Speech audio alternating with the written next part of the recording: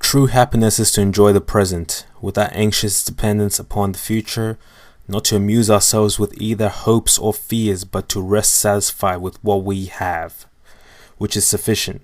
For he that is so wants nothing. The greatest blessings of mankind are within us and within our reach.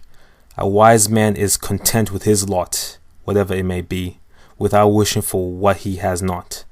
Seneca. Now don't get confused and think that Seneca is telling us that we shouldn't aspire to better ourselves or shouldn't aspire to gain material possessions in this world. This isn't the case because Seneca himself was a very wealthy man. But what he is telling us, his quote, it's actually an admonition against the lack of presence. People tend to forget about the present moment. We're always looking into the future and we're always looking into the past. We're always wishing for things, trying to get the next best thing, never content with our lot. We suffer from what Zen likes to call the monkey mind, the distracted mind that lacks focus.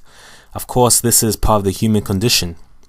This is part of the social narrative. We are always thinking ahead, thinking of the family we're going to have, the job position we're going to have, etc., retirement.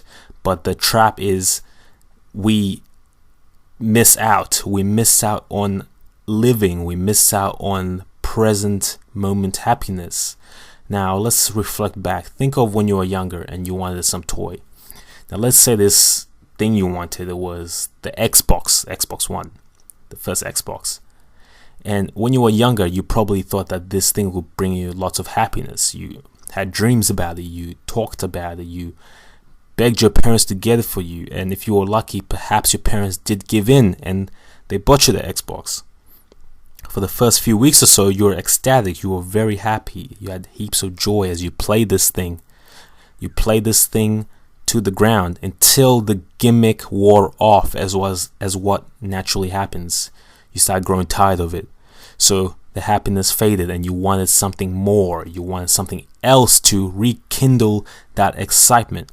So the next thing you go for is maybe the Xbox 360 or a new bike or maybe a new laptop. And so begins the cycle. Now this cycle doesn't end during childhood. It continues to adulthood. We are always looking for new job positions. We're looking for new cars, new material things, new positions, all this stuff. But at the end of the day, we end up going back to our base level of happiness. Why? We never are able to truly be content or fulfilled because it's always something else. It never ends. It's what is called by science the hedonic treadmill. You're stuck on the hedonic treadmill and you suffer from hedonic adaptation, which basically states that regardless of what happens to you, you generally go back to your base level of happiness.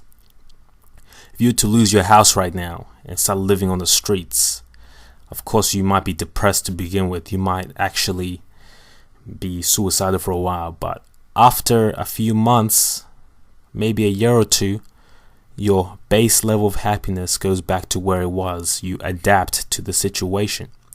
If you were to become a multi-millionaire right now, you'd be pretty happy. You'd have a lot of time to enjoy yourself. But after a few years, once again, your base level of happiness returns to its normal level. This is why people are so surprised when they see celebrities that get depressed or commit suicide. It's because people don't understand about the hedonic adaptation. Material things don't matter after a while. Things change. Happiness comes from within, and it comes from paying attention to the present moment and enjoying your lot, not really needing anything more. Once again, this doesn't necessarily mean that you shouldn't aspire for great things, but it means that you should be able to take some time to reflect, sit down, and enjoy the present moment.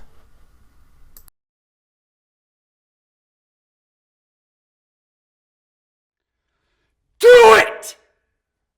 Just do it!